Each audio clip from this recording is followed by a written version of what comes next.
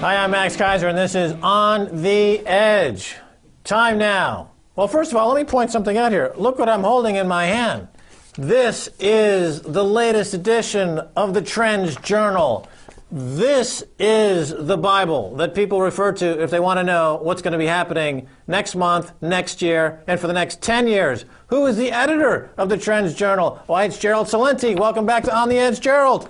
Oh, thanks for having me on, Max. Always great being on with you. What's happening from Cairo to Ohio? The world is engaged in a global, seemingly a global insurrection. Tell us, you predicted this a couple of years ago. You talked about the conditions that led to the uprisings in places around the world. It's an economic problem, and the dictators went too far, etc. Tell us a little bit about how you see this situation developing in the Mideast and around the world, developing from here. When you look back at our Autumn Trends Journal, the headline was, "Off with Their Heads 2.0. You can see it coming. You know, as a Bronx guy, one of my sayings is that when people lose everything and have nothing left to lose, they lose it. They have this white shoe boy language. They call it austerity measures. Isn't that a proper term? What's an austerity measure? Well, if you're Irish, we're going to cut the minimum wage 12%. You're making nothing already. How about making a lot less more? And then what we're going to do is we're going to increase the service fees on everything while we cut services. Oh, one other thing. We're going to also cut back pensions and benefits, and we're going to increase the retirement age until after you die. And we're going to tax you across the board. It's for your own good because we have to save the banks. They can't get a haircut. The bondholders, the people who made bad bets. So all of it's going to be on your shoulders. Then after we wrote this, we saw what happened in the UK. They raised tuition prices 200% on university students. Not only do they have these degrees in worthlessness, now it's going to cost them 200% more to get one. So when you're looking at the facts, Max, here's the deal. You're living at home with your mother and father. You're in your late 20s. You have no future ahead of you. You can't get a job.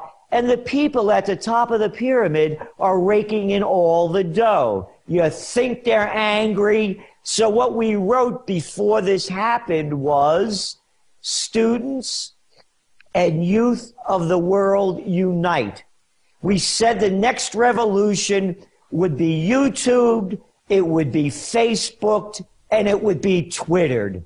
What we're seeing, Max, isn't about Tunisia or Egypt or Bahrain or Libya. It's about the beginning of the great war of the 21st century. It's all about money, has nothing to do with democracy, autocracy, plutocracy. It has to do with the bottom line. And the bottom line is that the pigs, the money junkies at the top, they can't get enough and they don't want to send anything down. So my other saying is, when the money stops flowing to Main Street, the blood starts flowing on the streets. Right. Okay. Now, before the G20 meeting this year that just ended a couple of weeks ago, an idea was being floated. Two ideas were being floated. One was that to restart this global Ponzi scheme, this credit neoliberal model, it would be necessary to create some kind of new lending facility of $100 trillion, number one. Number two, Robert Zoellick of the World Bank floated the idea of bringing back to maybe a global currency or a new currency backed in part by gold. Can you talk about, you mentioned that it all comes down to money. These are 2 points that relate to this money question. It's the $100 trillion new credit facility. Where did that come from? Where is that going? Is there a new global currency coming? And what is gold's role in this, if any? Well, gold has a huge role in it. And as you well know, we had forecast the bottom of gold in 2001. It's a very simple formula. the more digital money they kept printing, the higher the price of gold goes. And that's what's going on now. As you well know, one of the major factors behind all these commodity price rises are the devaluation of the dollar. And then you look what the European Union has done. They're playing the same Fed game. What have they... You know, they break every law that they make. They broke the Maastricht Treaty, the Lisbon agreements. You're not supposed to bail out failing nations or buy up bad debt from bad bets made by banks and bondholders. And they've done it. So they're flooding the world with this cheap currency. And now you're hearing Sarkozy, you're hearing Merkel, you're hearing Hu from China. They're all talking about a new world currency and pulling away from the dollar. Let's put this together, Max, as we move forward. The crash of 1929 equaled the panic of '08. The Great Depression equaled the Great Recession. The only reason we haven't gone fast into the Depression is because, again, of these trillions and trillions of dollars being printed by the central banks in Europe and the U.S. And then you put the next equation, the one you just brought into it, currency wars, crash, depression, currency wars, oh, and now trade wars. Argentina, Brazil, they're all talking about it, putting up barriers to stop the free flow of cheap Chinese and other goods from coming in and undermining their market. Crash, depression, currency war, trade war, hot war. And that's what we're looking at now.